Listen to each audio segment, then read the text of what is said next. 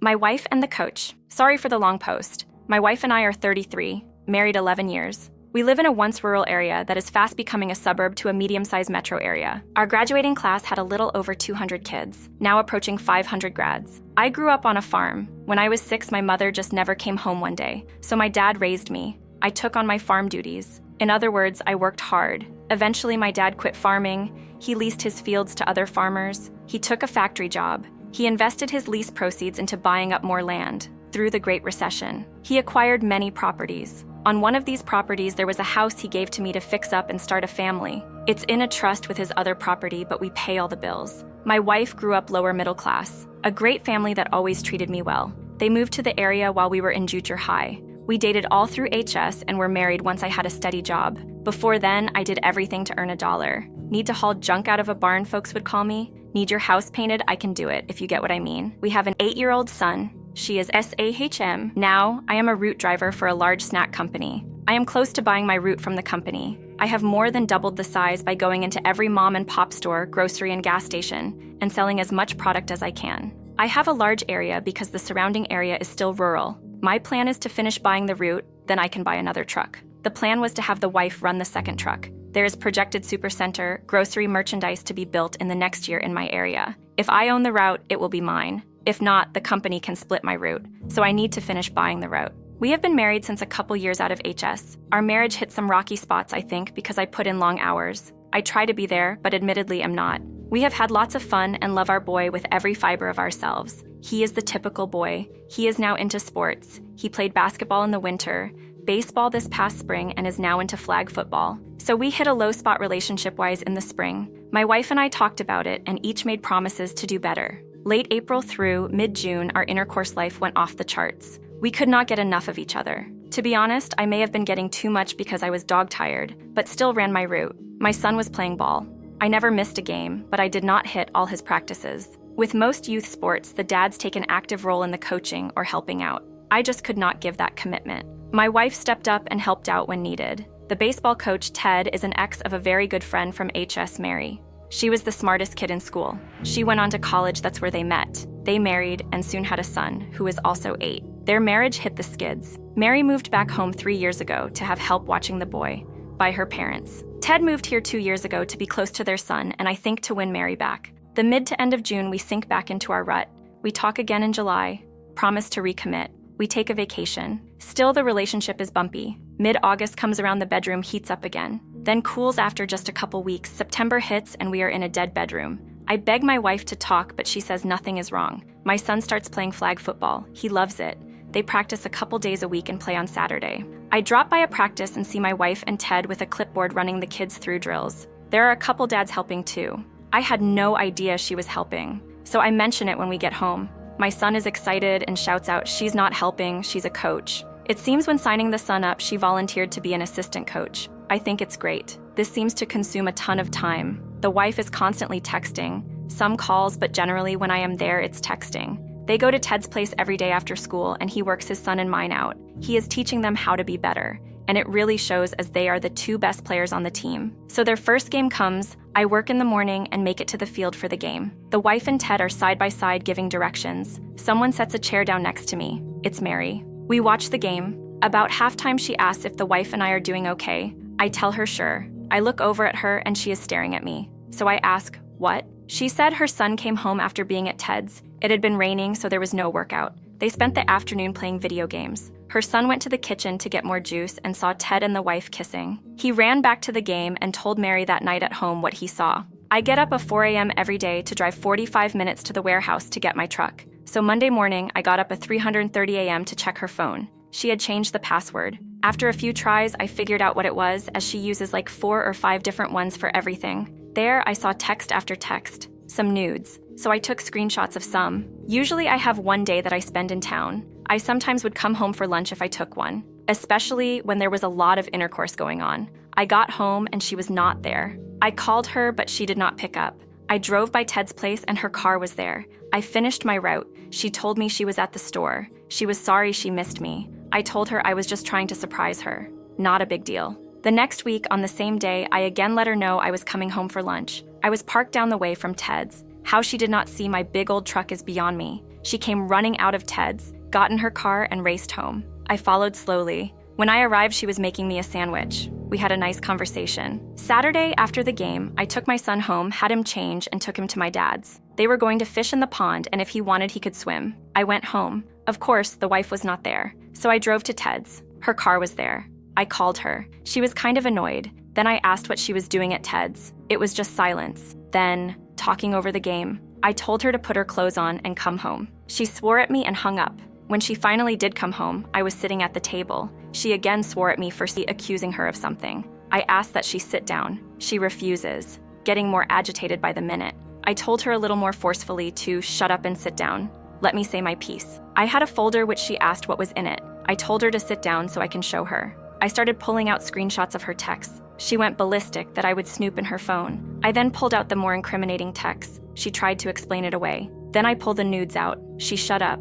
I told her we were done. I would give her until the following Sunday to be out. I was going to an attorney Monday, take her clothes and personal stuff. We will figure everything out later. She just sobbed. She said how sorry she was. I just asked a question that I saw on an Reddit advice sub. What did you think would happen when I found out? She had no answer. I have stayed at my dad's since the weekend. I brought my son back on Sunday so he could catch his bus to school on Monday. I had explained to him Mom and Dad would not be living together anymore, but he would still live in his house. I got home tonight and all her stuff was gone. There was a note that said she would drop my son off after practice. We had agreed she would pick him up after school. She could stay until I got home or I would pick him up at her parents'. Our hero, the hardworking snack truck extraordinaire, finds himself caught in a snack-sized whirlwind of infidelity. Picture this, a once rural haven now turning into suburban chaos, with our protagonist working tirelessly to secure his snack empire. Little did he know that the real drama wasn't in the snack aisle, but in his own backyard. Our hero's marriage hit a few speed bumps, and just when he thought they'd patch things up, his wife decided to coach more than just their son's flag football team. Enter Ted, the coach, ex-husband, and apparent expert in drawing up plays on and off the field. The plot thickens as our hero, fueled by suspicion, turns into a snack time Sherlock, deciphering passwords and unveiling a text message saga that could put any soap opera to shame. Nudes included. Someone get this story a daytime Emmy. Now, our hero, armed with screenshots and a folder full of betrayal, confronts the unfaithful coach and drops the bombshell. The result? The wife is out, the snack truck rolls on, and our hero emerges stronger than ever. Let's take a moment to dive into the comments before we immerse ourselves in the next intriguing story. User Beb2552. So sorry you're in this. She's not even remorseful despite you showing lots of evidences of her affair. The question that can never ever be answered, what will you do if you get caught? Cheaters don't think about the repercussions of their actions. They just act upon their lust and doesn't care about breaking up families. You should inform Ted's family too. They deserve to know. They deserve to know how POS he is. User The Hard Opinion. It never ceased to amaze me that when cheater get caught, they want to get fucking angry at the other person. User Landscape False 704. It's a defense mechanism that most manipulators use to make them feel like they didn't do anything wrong. Always try to blame others instead of themselves. Seems like OP didn't stick around, which is good. The journey continues. Let's smoothly transition into our next story. My M32 high school sweetheart wife, F31, cheated on me for years with multiple men. Hi all, I'm new here and to Reddit in general, but found this sub after I started dating my current wife, a Redditor. Hi. And it's been eye-opening to read what everyone's gone through. I decided to share my story of my ex-wife Elle as a kind of airing out of the whole thing, to help myself order my thoughts on everything. I'm also hoping to help out anyone on here who's currently in a relationship with a wayward spouse and isn't sure what to do. Maybe this will help push you to get out of a toxic spot and take what you deserve from life.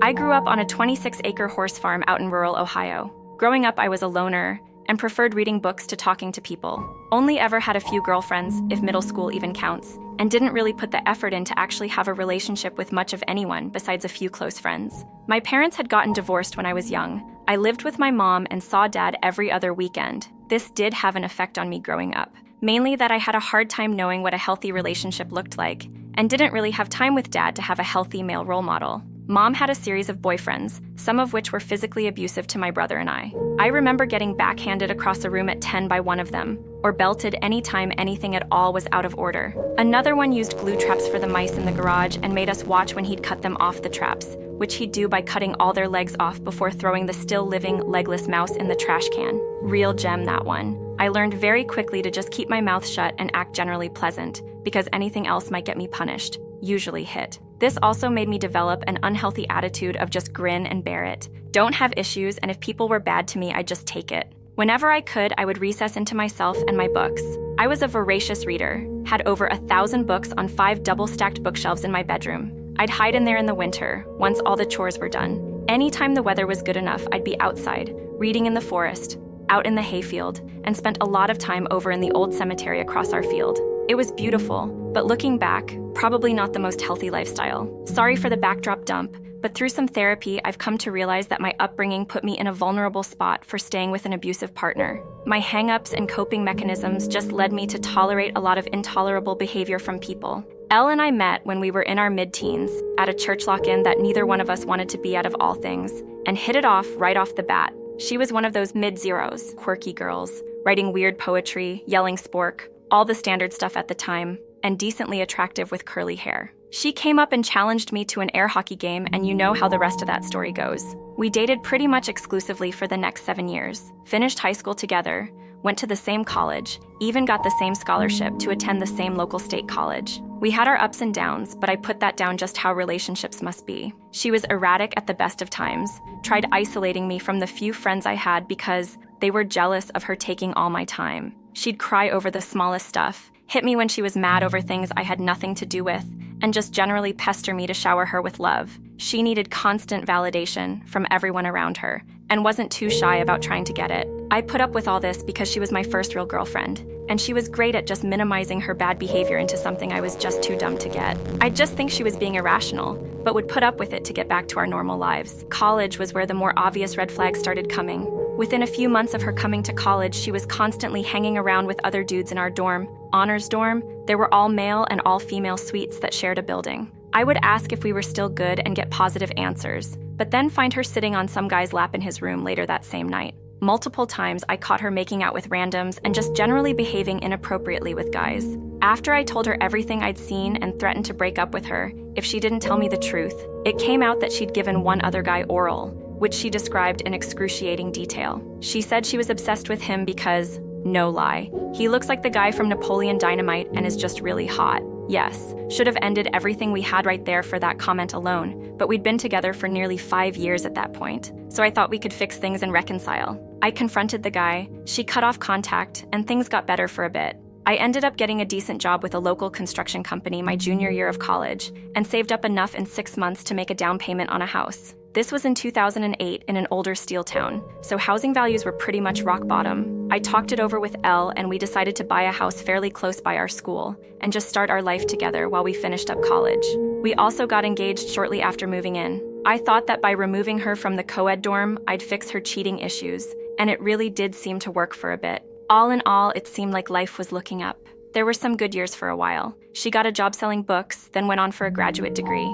Actually, she tried for 4 different graduate degrees but kept quitting because they weren't what she wanted to do. I paid for the ones she couldn't get a scholarship or student loans for and just generally supported her and her decisions. We got a dog and some cats. I kept working at that same construction job for a boss I hated, but it paid the bills. Got married in 2010 when we were 23. Kids, don't get married young. You don't know what a good relationship is yet. I want to get across here that it was exactly what I thought the good life was. I'd get up early, give her a kiss, and head into work, where I'd occasionally get reprimanded at for not reading my boss's mind. I'd do drafting and job takeoffs or going to a job site and wear myself out doing whatever work they needed, since it was a small business and everyone wore a lot of hats. Then I'd come home, let the dog out, and listen to Elle talk about her day. If I complained about my day, I wasn't being manly enough and was just adding to her stress, so I'd just start making dinner or mow the lawn, whatever, rinse and repeat. I thought this was completely normal and maybe even better than average. The wheels really started to come off, though I didn't know it for a while, when Elle got a new job with a local energy company doing mapping. She was finally making more than minimum wage, and was only there for a few months before her boss's boss took notice of her. I don't think it was 4 months before suddenly she's getting a job as a process assistant in a large nearby city, which was a 2-hour drive for her. I'm not sure of the details, but within those same few months, she started an emotional and eventual physical affair with her new boss. Still don't know what to think of this, since the guy was 30 years older than her, was recently separated from his wife, and was literally living in his mom's basement. I noticed she was withdrawing more than usual from the relationship, but figured it was the stress from a big corporate job and the drive. I tried putting in more effort, surprising her with gifts and stuff, but nothing really landed. Again, I just figured she'd get used to the work and things would go back to normal. In January 2013, we moved to Cleveland to be closer to her work. I found a new and much better job. We got a really nice place for less than market price, and everything was shiny again. Sure, she had to work really late quite often, but that's corporate. She'd gotten a pay raise for her excellent work. Elle was making new work friends and was finally coming out of her shell a bit.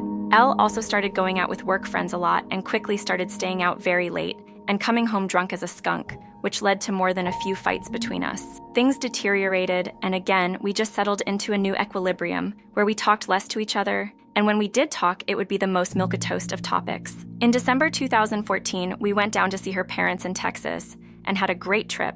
It really seemed to rekindle some of those feelings we'd been missing, and it really made me realize that things were more messed up in our relationship than I thought. When we got back, I had a real moment with Elle where I told her that I really had a great time and want to keep being as invested in each other as we were on the trip. I felt like I had a kind of epiphany where I knew we could change our relationship for the better, and I was inviting her to help me with it. She screamed, straight up looked at me with panicked eyes, stuttered, screamed, and ran away down to the basement. I followed, trying to figure out just what I had said that would have led to that reaction, which led to her accusing me of cornering her in the basement. I backed off, and she, through tears, tells me that she doesn't deserve love. I'm trying to ask her what this is about, get nothing from her, and we finally just go into separate rooms to calm down. The next day I tried to bring it up, and she told me in no uncertain terms that none of that happened, and if I bring it up again, she's leaving. Straight up denied that she freaked out, that we had even seen each other the day before. I, obviously, got really suspicious that something was up after that point, but I didn't really think it was cheating. More just that she was being insecure. She'd always been very insecure in general, just never to a level that made her freak out like that. After that episode, I decided that my teenage self was correct, that having a roommate who was occasionally funny and sometimes slept with me was about as good a relationship as I would ever get. I had a prejudice against divorce after seeing how my mom's life had turned out afterward, so I decided I'd just make this work however I could. The staying out, drinking, and random outbursts kept going on her end, and I decided to just never bring up my feelings unless she asked directly. Meanwhile, I decided to work on myself first, to be a better, more interesting partner. I started building up my home gym, working out, got into backpacking and woodworking, things that I always kind of liked but never had time for. Elle had complained that I had no hobbies and wasn't interesting enough for her around this time, so I took her at her word that this would help more than actually talking about our issues. This is one of the few good things that came out of the relationship, as I'm still pretty physically fit and look much better than ever before in my life. Plus, my woodworking and turning have turned into a lot of useful life skills. D-Day was in April of 2015. She came home from a night out with friends insanely drunk. I'm still not sure how she made it home. She threw up multiple times while I held her hair, then passed out on the floor by the toilet. She was so drunk she would breathe in these odd gasps, and I thought she was just going to stop breathing at one point. I thought about calling an ambulance but just decided to wait it out a bit. She had her phone beside her on the floor and it kept getting texts, which I ignored for a while. Finally thought it was probably someone checking to see if she got home okay, so I decided to open it with her thumbprint and respond. The texts are all from her boss, and the last one was something along the lines of, "You only went home because you're mad I made you stop. We can't do it in the office anymore. F will catch us." I immediately understand what is happening and feel like the stupidest dude ever that I didn't put it together at any point in the last 2-3 years. I still feel dumb about it. We were young, but that's no excuse to be so naive and checked out about your marriage. I had always just assumed we had grown distant, but I had never once thought of cheating on her and just assumed she felt the same way. I start going through all her texts with him and see that this has been going on for a while, though it's unclear when it went from being an EA instead of a good working relationship, and then again on when the physical stuff started. I did find a message from earlier that same night, between pics down her shirt from the bar where they were at, where they were talking about the next time they'd meet up, just a week or so away. I decided that if I tell her anything at this point, she's going to flip it around into me snooping and misreading, or misremembering what I read since I have a terrible memory. Guessing now, that was just her gaslighting me to cover up her own indiscretions. Instead of confronting her, I go out and buy a voice recorder, and spend a few days placing it in her car before work to find a good hidden spot and test how long it can record for. I also scope out where they're planning on meeting up so I can find it day of. The day before the meetup, she had told me she needed to go to a separate nearby town for work, and that she'd be late coming home. I tell her it's fine and take your time coming home. Inside, I was all nerves, but apparently held it together enough to keep her from being suspicious. The hours pass, then around 6 p.m. I head out and drive to a spot near the bar they're meeting at, and wham, there they are. Both in her car, pawing each other and making out. I just drove away, went home, had some shots and cried. She came home later that night and I didn't say anything about it. just made us some dinner. She was all bubbly about how well her meeting had gone, thanked me for being understanding. After she went to bed, I went out and got the voice recorder and listened through it, and heard her begging to go back to their office to do the deed, amongst other things. I couldn't even figure out how to react. She was never like this at home and sounded nearly deranged in how much she wanted to be with him. I listen through this all, go in and wake her up and tell her we need to talk. I ask if she's cheating. She denies. I ask her about the name of the bar she was at. She denies even knowing what it is. I tell her I was there earlier today and saw some interesting things. She immediately asked if I followed her. How could I, and is there a tracker in my car? You have to tell me. I'm going to have a panic attack. You can't just track me. Again, insane. I tell her I read her text from a few weeks ago and went to the bar where she said she was meeting her boss. This turns into opening her phone to show me no such texts exist anymore, which I think she thought would negate the fact I went there and saw them. So crazy thinking about it. Finally, she says that yes, she's been seeing S.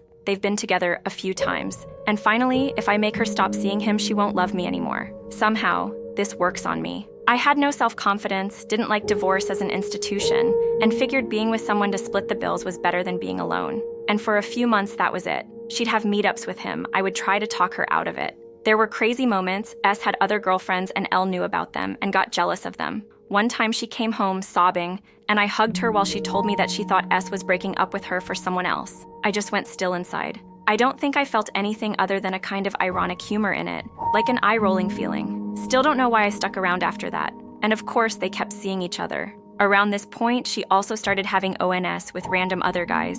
I found out about a few of them over the years and suspect a few more. Finally, I drove myself into having a panic disorder and decided enough was enough. I gave her the voice recorder and demanded she break it off with S and record herself while she's telling him or I'm out. She cries, but finally relents. The next day, she does what I asked. When S found out, I knew he immediately panicked, and I got to watch those texts come in on L's new Apple Watch that she didn't realize doesn't delete texts that you remove from your phone. Things settled a bit, and we went to marriage counseling for a session. I agreed to not tell the counselor about her infidelity this session, as the condition for L to even go. The counselor then spent the whole session telling me I was smothering L by wanting to go through her phone and know where's she at, which I only started doing after the cheating. We never went back. That was 2015-2016. After that, we stayed together, and about twice a year, I'd find some new infidelity. Once she was drunk and did oral on a guy she works with in the bathroom. Once on a work trip out of state, she started texting a guy and started the weirdest EA I've ever heard of. A decent chunk of his texts were about how his grandma had to wipe his butt until he was in his mid-teens and he liked it.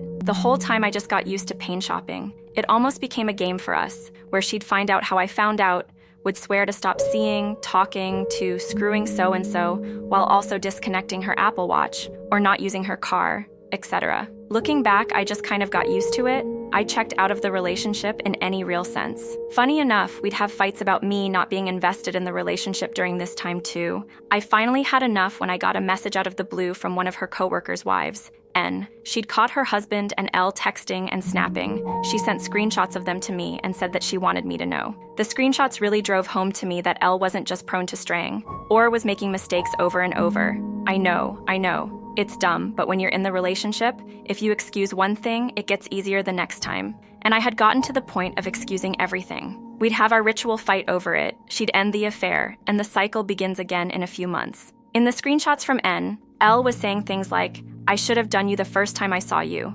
setting up meetings, etc. I confronted L with the text, and her first reaction was annoyance that the guy didn't hide it from his wife better. It blew my mind, and when I was talking with N, it was obvious she was crushed. They had 2 kids, and her husband's actions were likely going to tear the family apart. And here's my loving wife mad that he was too dumb to hide it properly, and she knew he couldn't handle this sort of relationship.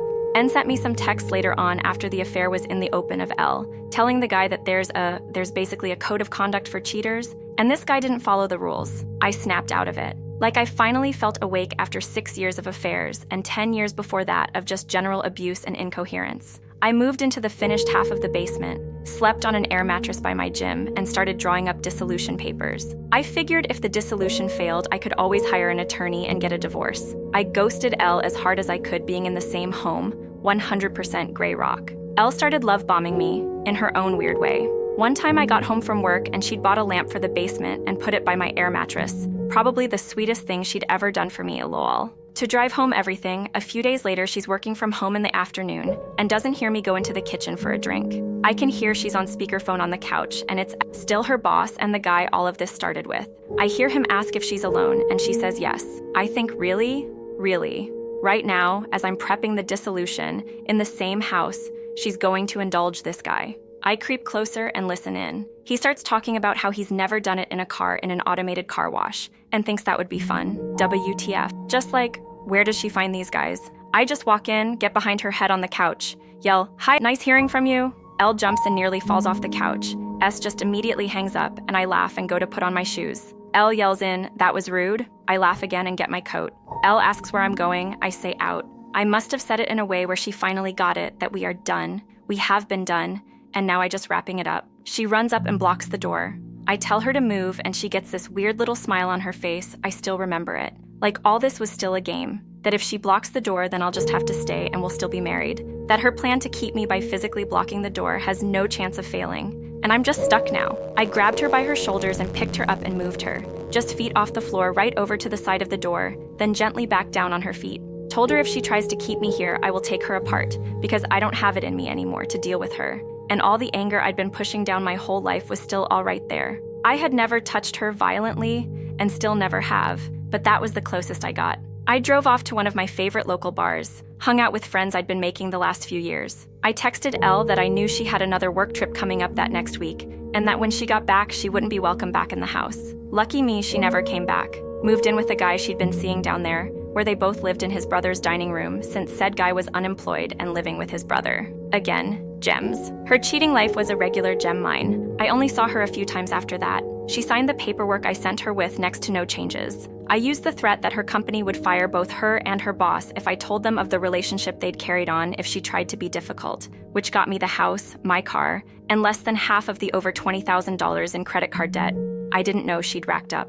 Also, none of my retirement accounts got touched, which is a blessing. She came back to Ohio to sign the paperwork in December 2019 and brought her new guy, which was about as awkward as you'd expect. New guy seemed to think that I was at fault for the divorce for being abusive, and he was there in case I got violent. Again, I had never hurt her, and that included when she'd get violent with me. I'd just pin her arms and wait for her to stop trying to hit me. I never told him that she'd cheated on me, because I'm pretty sure he was one of the guys she did it with, so I'm thinking he already knows. The other time she came back for her stuff that was still in the house, while I watched her pack up, a few months had passed. She told me she got a new apartment, and that new guy had moved in without asking. She found out when he was helping her move and sat the urn with his dead dad in it on her table. She gave me a weird, help me look, and I just laughed. After that, I didn't see her again. Within a week of the divorce, I got cold approached by a girl at a concert and got her number, then again at a local event. Within a month, I was actively dating 4 people, all of which were better than Elle in every way. My friend said that I had that fresh on the market vibe, LOL. I was just happy for the first time in a very long time, and it made it easy to attract people. I calmed down a bit on the dating, though I did have a few girlfriends. Doubled down on my workout routine, went to Peru and hiked the Cordillera Blanca mountains and almost got stuck there when C-19 hit. Got into my ancestry after a 23andMe test and found a weird little utopian commune that was founded by a guy with my last name, though it's mostly historical buildings now. Elle tried to stay in contact over the last few years, sometimes for actual important things, mostly Bull just trying to keep me in her life somehow. I ignore it, though I've got some funny insights, like how the new guy immediately started fake proposing multiple times a week, and it was freaking her out. She texted me once saying that taxes suck as a single, so she's getting married for tax reasons. When she found out I had found someone and gotten engaged, she sent a congratulations card to the house that she had hand-painted herself, which immediately went in the trash. Or the fact that new guy was recently diagnosed with me. I don't see Elle sticking around and suddenly finding her caring side to take care of a dude at 10 years her senior with a neurological issue. In August 2020, I encountered my current wife, C. She's amazing. Had gotten out of a bad marriage with a guy who seems a mirror image of Elle. We hit it off when I was talking with a buddy of mine, and I said, "I'm just looking for someone normal." She heard me and we both looked at each other for a second, with a funny, "Me too" look. Got married after 2 years of dating this last September, and we've never even fought once in the last year. She takes care of me, I take care of her, we talk every day, and it's always beautiful. It's really tough to describe, but she's the one. I'm doing much better now. I look back on all that, on literally half of my life, and wonder why I stayed for so long and through so much, especially when it was so easy to find someone so perfect afterwards. If any of you made it this far and are currently in a bad relationship and wondering what to do, I get it. I think most of us get it. You put up with stuff that you think you never would. You think that this person you've put so much effort into can't be doing this on purpose. You'll excuse next to anything. You actively make yourself into a doormat. It's not worth it. Just get out. Because whatever led to cheating once, it'll happen again and again after that.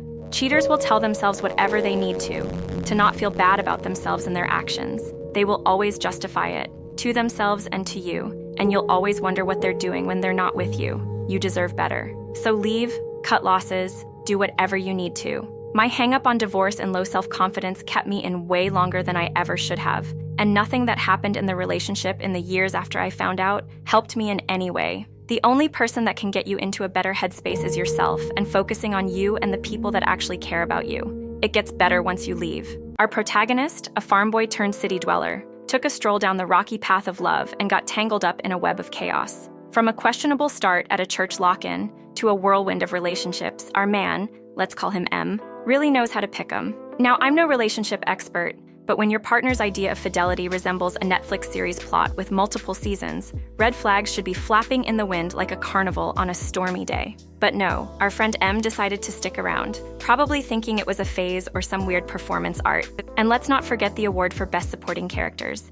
the abusive ex-boyfriends, the bookish loner upbringing, and the co-worker drama, all making a grand entrance in this Shakespearean tragedy. It's like M was auditioning for a role in a soap opera without even realizing it. But wait, there's a twist. M finds solace in woodworking and backpacking. Who knew that a chisel and a good hike could be the ultimate therapy for a soul battered by love's tumultuous storm? And hats off to M for turning that pain into some impressive life skills. Take that relationship drama. Now, as M gracefully exits his toxic tango, he leaves us with a golden nugget of wisdom. Cheater's gonna cheat, and you deserve better. It's like the universe had been screaming this message at him through air hockey games, love poems, and Napoleon Dynamite lookalikes. Before we unravel the next chapter, let's take a pit stop at the community comments. User Kaiser93. Dude, you endured way too much. Glad you got out. Imagine co-parenting with L. Holy crap, that would have been a nightmare. User AlbinoStute replies, I didn't even mention the time she surprised me by getting a tubal removal, so she couldn't have kids, just called me and told me I'd need to pick her up after work from the hospital.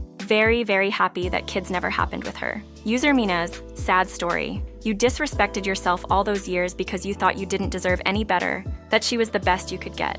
I'm so glad that you eventually found out that this wasn't true at all. The comment section has been buzzing with energy. Now let's channel that excitement into our next story. Get ready for more surprises and twists. My relationship with a 16-year-older woman when I was 28 and what I learned from it. I wrote on my other post the story of something that happened to a friend of mine. And now it's time to tell you all my personal story. For you all to understand my reactions, I have to go way back. I was a late baby. My mother was 39 and my father 40 when I was born. Soon after, my father was diagnosed with a professional disease, silicosis. When I was about 4, he had to stop working, and I spent my childhood watching my father going from a giant of a man to a mere shadow of himself. At 12, I had my father laying in cardiac arrest, in my arms, while I pounded his chest to keep him breathing until medical help arrived. He ended up dying from the disease when I was 20, but all my life was spent seeing the person I loved the most in this world decaying until his death. Add to this the fact that we lived in a very isolated area, and I basically grew up almost alone in a house filled with books. I read stuff like Chariots of the Gods when I was 8, and by 10 I was reading stuff like War and Peace, and rationalizing my feelings every single day. So, it's fair to say that this probably shaped my personality, and gave me a strong sense that nothing in life is permanent. I'm not ashamed to say that. Even though my dad's passing was one of the most painful moments in my life, it also came with a sense of relief. His suffering stopped. I always looked older than I was. Ironically, nowadays it's quite the opposite. I look way younger than I am, or feel. So I had a lot of hookups, usually with girls that were a bit older than me, but I never really wanted a girlfriend or any other sort of relationship other than friendships. But not long after my dad's passing, I started dating a wonderful girl. We are still friends to this day. The first 2 years of our relationship were awesome, but she went to study in a city about 200 miles away, and we entered a phase where we would only see each other every 2 weeks. She ended up isolating herself in there, and by the end of her course, she had a chronic depression. She didn't acknowledge it and refused treatment, and even though she was back permanently, our relation was never healthy anymore. became more of a codependency, with me and her family trying everything to no avail and her condition getting worse and worse. To top it, I lost my job for health-related issues. I ended up falling into a depression myself. My self-esteem, that was not very high, plummeted even more. I gained about 50 pounds and generally looked like a homeless person. I felt trapped and afraid of what she would do if I ended it with her. But one day, I still don't know why, something clicked deep inside of me. I ended things with her, and that prompted her to seek medical treatment finally. And life moved on for both of us. So, at this time I found a new job, was trying to find myself again, and was not looking for anything in the relationship department, as I felt I was damaged goods. Enter H. H was a stunning, sophisticated woman that worked in the same department as I did. She was divorced but living together with a very wealthy and successful guy. She was always talking about the jet-set parties she attended, not to gloat, but because all the other colleagues, all women, I was the only male in that floor,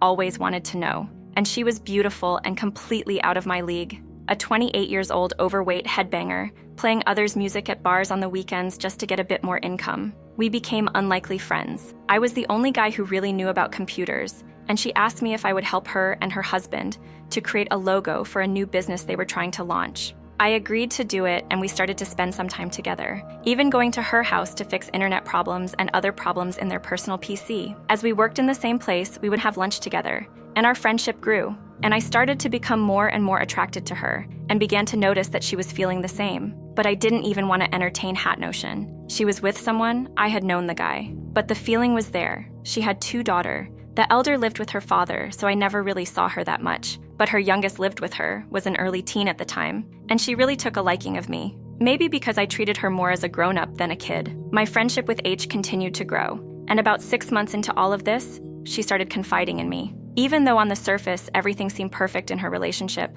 right below things were not that good. I listened to a lot of things that, quite frankly, repulsed me. But even though I was there, I made a conscious effort not to offer any advice, as I didn't think it was my place to do so. I offered a shoulder and a ear where she could vent her frustrations, but I never encouraged her or offer advice, especially because every single time our eyes locked, it was like electricity was passing from one to the other.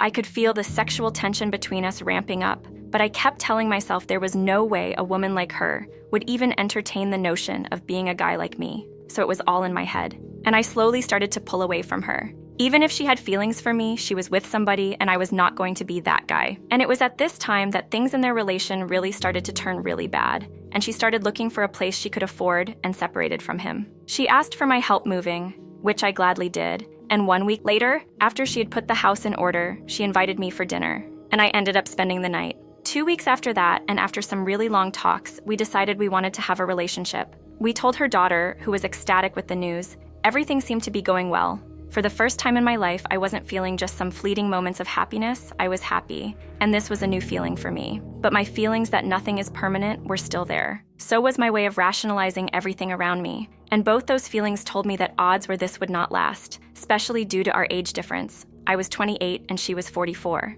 We started to look for a place to live as a family, as the place where she moved in was just 1 bedroom, 1 living room, and a tiny kitchen, and even teenier WC. The relationship was evolving.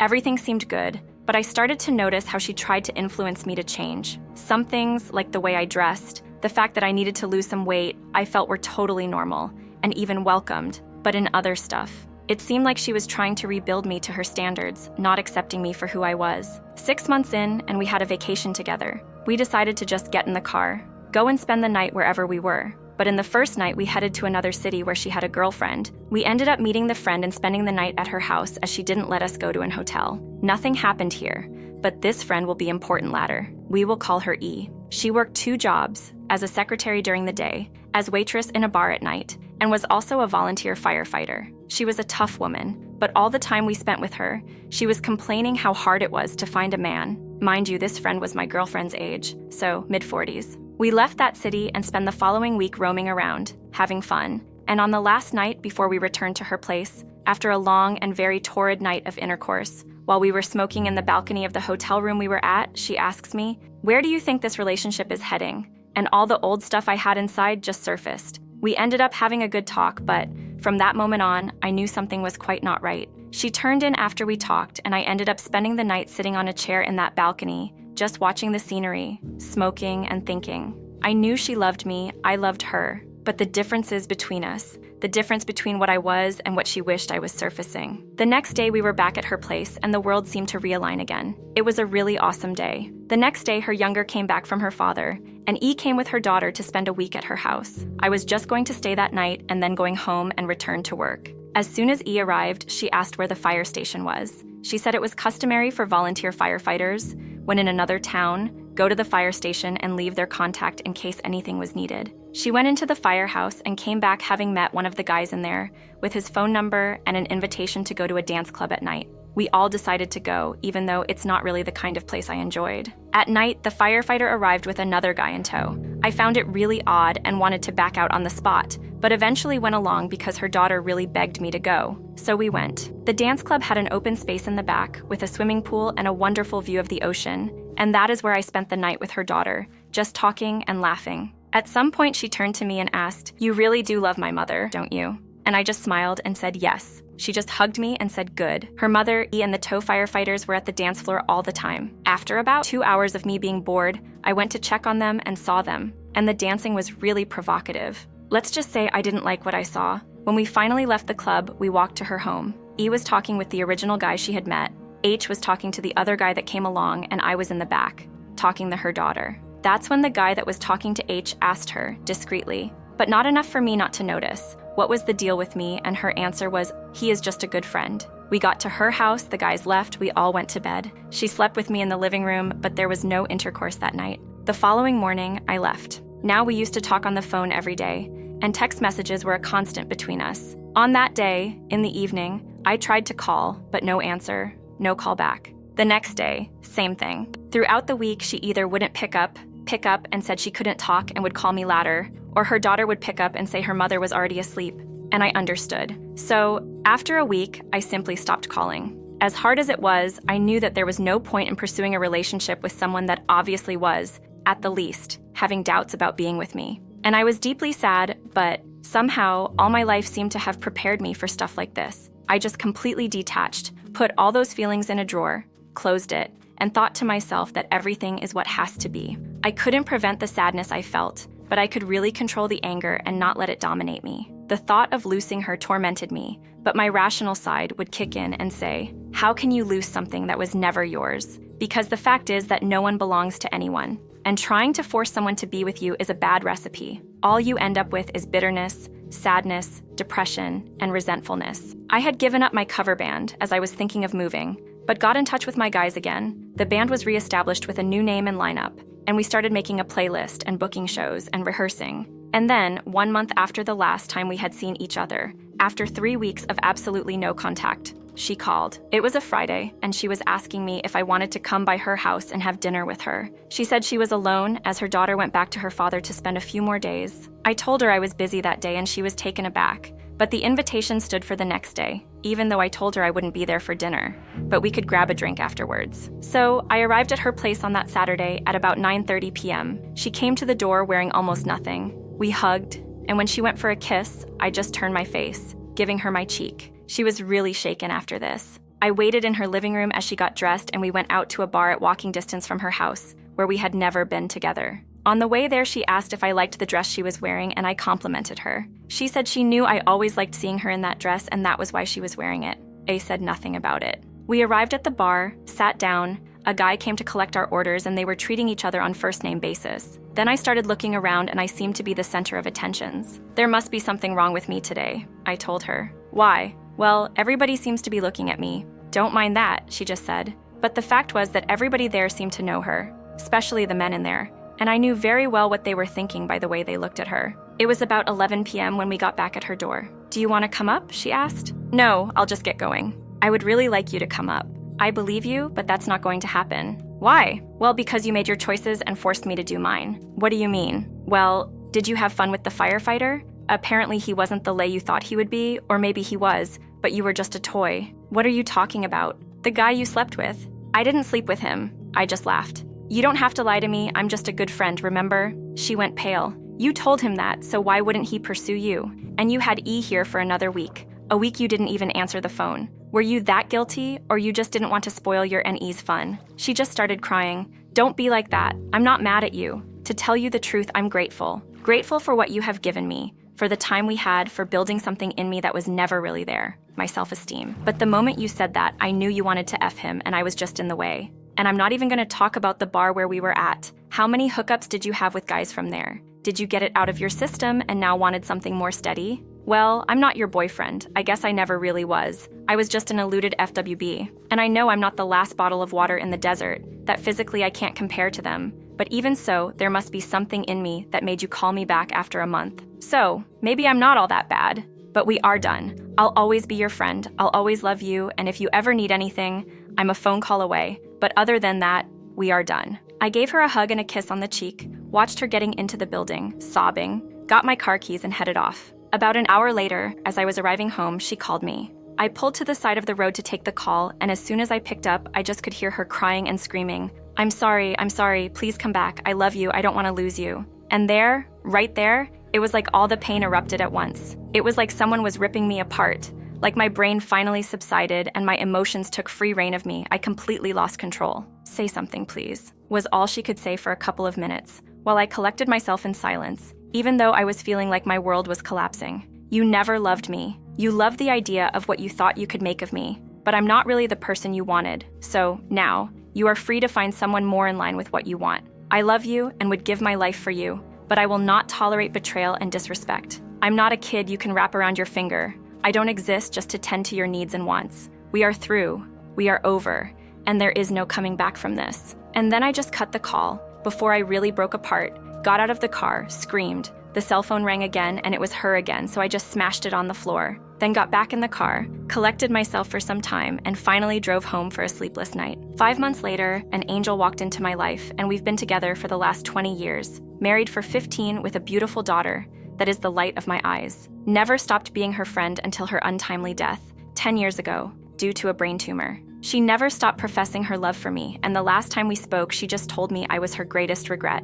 I told her I regretted anything and was thankful for what we had. Her daughter still loves me to this day. So, not being a spectacular story, why tell it? I see many people here trying their best to hang on to an illusion. I see many people talking in terms of alpha and beta males. Well, I'm not an alpha, as I don't impose myself on anyone. I'm not a beta, as I don't bow down to anyone. So I really don't know what I am, or if there's some stupid categorization for me. All I can say is that if you love somebody, you have to set them free, as Sting would say. And then their actions will tell you if they want to be with you or not. Because if they say they do, but their actions don't show you the respect you deserve, you are just in for pain and misery or blissful ignorance. Forcing someone to be by your side is counterproductive and only leads to resentment. That is why so many people talk about the 1 or 80. Sometimes you only know what you lost when it's gone. And so many times, once you get in that 1 or 80 mentality, and you start to really look coldly at things, did you really want that person in your life? Or is it just your pride for losing something that was never really yours to begin with? Peace. Amidst the turbulence of heartbreak and questionable dance club decisions, our protagonist emerges as neither alpha nor beta, but more of a, dude, life is complicated, let's roll with it. His refusal to fit into predefined categories is a refreshing departure from the typical alpha-beta dichotomy that often oversimplifies human relationships. The tension in this story is palpable, like a suspenseful movie where you keep yelling at the characters not to make certain choices. The humor sprinkled throughout adds a dash of wit, transforming heartache into a sitcom-like commentary on the unpredictability of life and love. And the grand finale delivers a positive punch. Our hero, after surviving the emotional storm, finds lasting happiness and love. It's a reminder that even in the aftermath of heartbreak, life has a remarkable way of presenting unexpected joys. In a world filled with rigid expectations and relationship advice that often oversimplifies the human experience, this story stands out. It's a testament to the idea that life doesn't always fit neatly into categories, and sometimes, the best thing you can do is let go and see where the adventure takes you. So, here's to our protagonist, the unsung hero navigating the maze of love with resilience, humor, and a touch of rock and roll. Cheers to embracing the unexpected and finding your own version of happily ever after. Before we continue our adventure, let's tap into the opinions in the community comments. User Affectionate Shirt 93. While I'm glad you grew from the relationship and gained some stones, you had beta-like tendencies at the initial part of the relationship, like taking her to a club and her dancing with other men, and romantically engaging with a woman who already had a child and is that much older than you, which are all factors that do not add more positive than negatives to a relationship.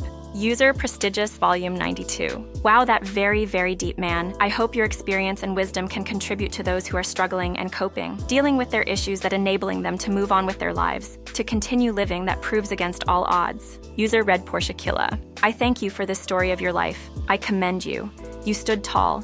You kept your self-respect intact. You didn't sell out your soul for dirt cheap. I can imagine how painful that night and the subsequent eavesdropping on that statement of your friends, "Oh, he's just a friend," must have hurt. There's a saying that goes, what do you want, an end with pain or pain without ending? That is what people always forget. The pain by ripping a Band-Aid does hurt. What does hurt more? One's quick and done or suffer for a long time? The excitement is building up.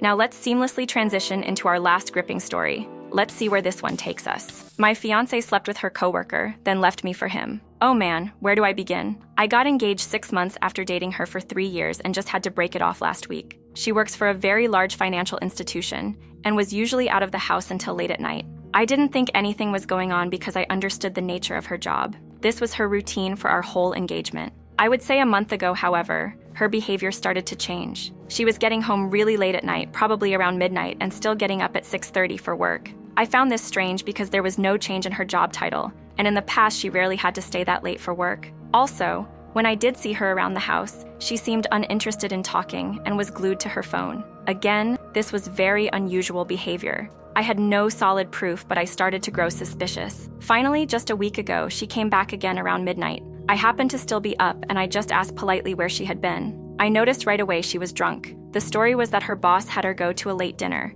but it was full of holes, and at this point I knew something was going on. After she went to bed, I looked in her phone and I found out she was texting her friend at work about going on dates, hiding stuff from me, and other shady things. In the morning, we had a huge argument where I wanted to know why she cheated on me. It came down to her being bored with our intercourse and wanting to be with other guys to make things more interesting. This was shocking and hurt me deeply. I asked her to leave, got the ring back, and cut ties completely. I'm not even sure how much of a loss I'll take from waiting this long to sell them. At least we won't have any legal difficulties going forward. I'm trying to look for any positives right now. The whole explanation of her wanting to cheat still upsets me. I never got a full explanation of why our intercourse was boring. I really don't understand why our intercourse wasn't good enough. I've studied the Kama Sutra and Tantra for a few years and have many of my own techniques. Most of what I am describing is very advanced. Usually I can hit the G-spot when I mount from the back and take wide squats in, and I can frog from underneath while using my hips as well. I'm good with my fingers from playing guitar, plus my oral skills are developed. Long story short, this is something I've practiced. I don't know if this guy was better than me or what, but it's truly sickening to think she ruined our potential marriage over such an immature desire. I saw on her social media that now she's dating this new guy, and I wonder how long until she does the same to him. I'm starting to feel a little better, but I'm still processing everything. I wanted to share this with everyone here to get some feedback. I feel a little crazy because I have nobody to talk to. If anyone has been cheated on like this before, hopefully you can shed some light on my situation. So, our protagonist here, in the grand tradition of How to Ruin a Relationship 101, catches his fiancée in the act of a midnight rendezvous, and, surprise, it's not a late-night strategy meeting with her boss. Now, it's quite the head-scratcher that this dude, who's practically a Kama Sutra and Tantra scholar, is left pondering why his advanced bedroom skills weren't enough to keep her satisfied. Maybe she was expecting an acrobatic circus act on the regular, who knows. Note to self, add relationship contortionist to the resume. But hey, the silver lining in this dark cloud of betrayal is that our hero didn't get tangled up in a messy legal battle over who gets custody of the ring. Small mercies, right? And the strategic decision to cut ties completely, A+. Sometimes you gotta pull off that Band-Aid, even if it's attached to a wound you didn't see coming. And let's not forget the cherry on top, the ex-fiancé quickly hopping onto the next dating train. It's like a cringe-worthy sequel in the making. We're all sitting here with metaphorical buckets of popcorn, wondering how long until she decides to switch partners again. Maybe there's a revolving door in her dating life, who knows. Now let's check out some comments from the Reddit post. User Mandrews Huatu2216. You did the right thing. You're better off with I-Ute her. It's not your skills at intercourse. She is probably the type that does these things. Don't be too upset about her cheating. Just be happy. You weren't married when you found this type of behavior now instead of later. User Tactical Pacifier. Most cheaters will say it's the intercourse or we didn't click to push blame onto you or the other person. Normal people talk about their issues and bring them up and try to fix them. Not just go, oops, I got caught, you're boring. So don't take it personally. The biggest reason you're affected is because someone you thought you could trust and have a life with lied and cheated. User Must Know Truth. You seem to be completely satisfied with your sexual skills. That doesn't mean in any way that she was. It makes one wonder if the two of you communicated properly. It's possible you just happen to think you're great at those things. User Mortician69. What she did was wrong. Very fucking wrong. However, why every guy thinks they can hit the G-spot and LOL you read the Kama Sutra, etc., that doesn't make you good necessarily. There's always two sides of the story, but I don't excuse what she did to you. Cheating is a no-no. As we wrap up this Reddit story, if you enjoyed the video, don't forget to give it a thumbs up and consider subscribing for more captivating Reddit stories. Your support means the world to me. I enjoy, and I can't wait to see you in the next video.